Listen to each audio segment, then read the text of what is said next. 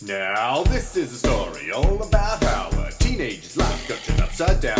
And I'd like to take a minute, just sit right there and tell you all about Miss Goldilocks and Three Sisters, yeah.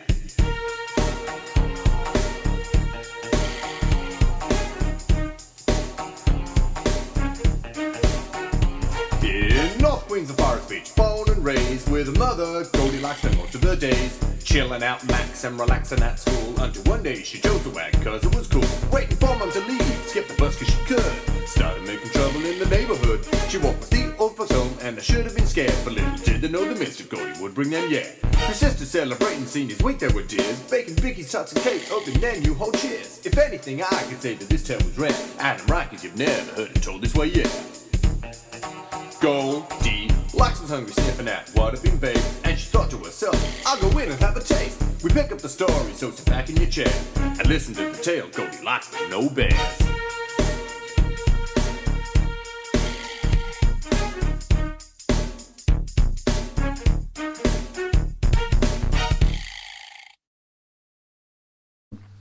The small units belonged to the Country Women's Association, and on this very morning they were celebrating Seniors Week.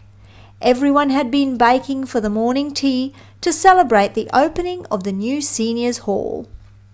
In the very first cottage, twin sisters, Ellen and Helen, lived with their younger sister, 90-year-old Gladys, and they had been baking since 6 o'clock in the morning. Ellen baked jam drops, Helen baked chocolate chip biscuits, and Gladys baked Nutella tarts. They decided to go to the hall to set up for the morning tea and leave their biscuits on the cooling racks on the kitchen table. Goldilocks could smell the freshly baked biscuits and saw the ladies walking towards the hall. Her mouth was watering, the door was unlocked, and she simply could not resist. "I sure am hungry," Goldilocks said. "I'll just have one biscuit and no one will notice."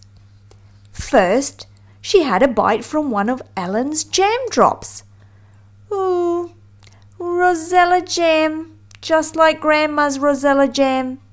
I don't like jam. It is too sticky." Then she had a bite of Helen's chocolate chip biscuits. "Ouch! These are a bit too crunchy, and there is not enough chocolate, and they are small," she complained.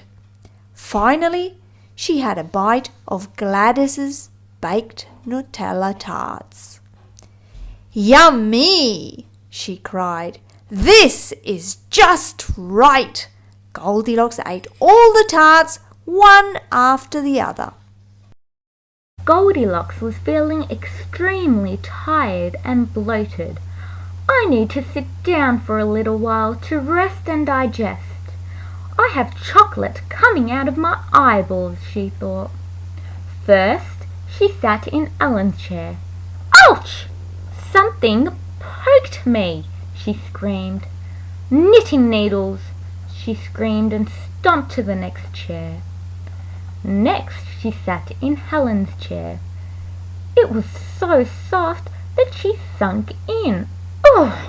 There is so much wool here," she complained as she struggled to free herself of the wool.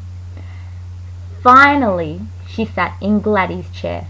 "Ah, just right," she said as she pushed the button and the recliner chair lifted, the feet rest gently moved backwards, and all of a sudden she was lying back and feeling very sleepy.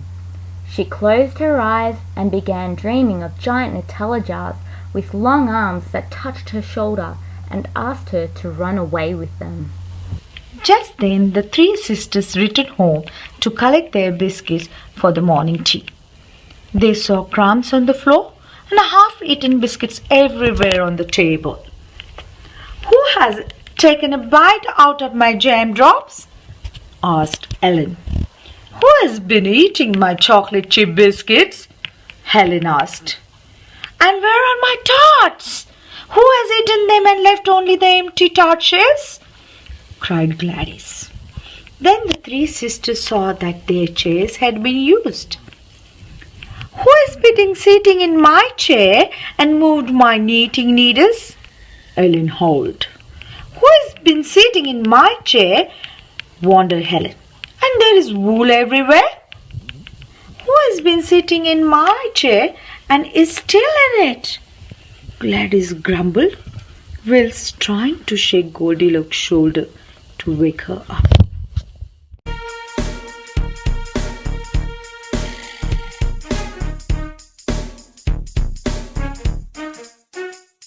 Goldie opened her eyes, faced the three grumpy gals. She screamed and jumped and ran away to never come back.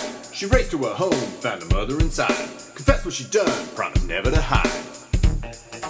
Goldilocks was sorry, asked her mum to forgive her, and she said she would make it up to the three sisters. The story ends here, it is finally done. We hope you enjoyed and you had lots of fun.